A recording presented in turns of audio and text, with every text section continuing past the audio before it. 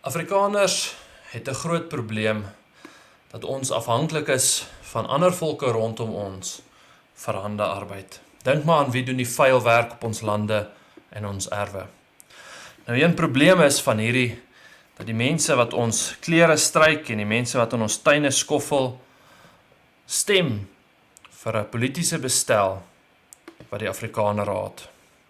Nog 'n probleem hiermee is ons verloor baie tegniese vaardighede soos messel en swys onder ons mense, en dit lyk asof ons nie uit hierdie situasie kan uitkom nie.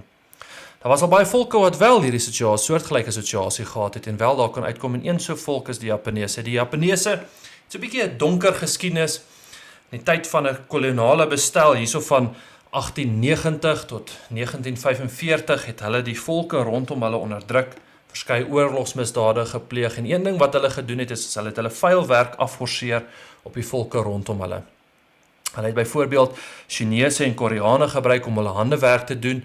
Hulle het byna 1 miljoen Koreane uit Korea af ingevoer na Japan toe om hierdie werk vir hulle te doen.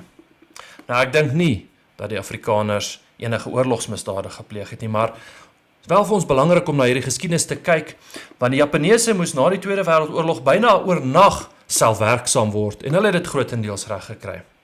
Een van die goed wat hulle gedoen het, was weer om begin het om by skole te fokus en 'n klem te plaas op werksetiek en dissipline.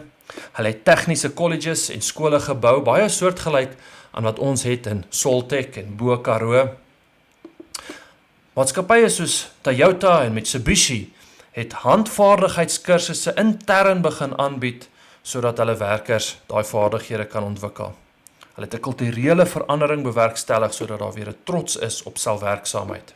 Hulle het baie geld belê in innovasie en tegnologiese ontwikkeling, sodat hulle nie so afhanklik hoef te wees van goedkoop arbeid nie.